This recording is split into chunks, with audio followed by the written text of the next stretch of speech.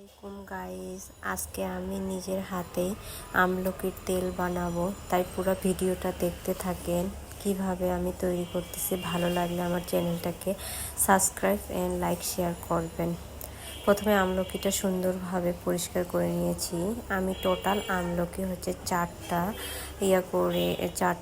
নিলাম। চারটা এখন আমি খুব সুন্দর করে আমলকিগুলো আমি ব্লেন্ড করে নিচ্ছি। দেখেন সবগুলাই চারটায় আমি সব আমলকিগুলো ব্লেন্ড করে নিলাম। এই নারকেল তেল হচ্ছে 100 গ্রাম আছে।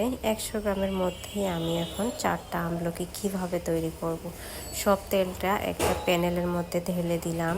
দেখেন প্যানেলের মধ্যে ঢেলে একবারে চুলার জালটা খুবই লো কোয়ালিটির মধ্যে রাখবো। যে তারপরে দেখেন 2-3 মিনিটের মধ্যে তেলটা একটু হালকা কালার হলো। তারপরে আমি আমলকিটা দিব। দেখেন আমলকিটা আস্তে আস্তে করে লো কোয়ালিটির একটা সেই কালার হয়ে আসছে। বেশিক্ষণ জাল দেওয়া যাবে না। আমলকির তেলটা আমার তৈরি হয়ে গেল। এটা আপনারা 1 বছর পর্যন্ত রাখতে পারেন। ভালো লাগলে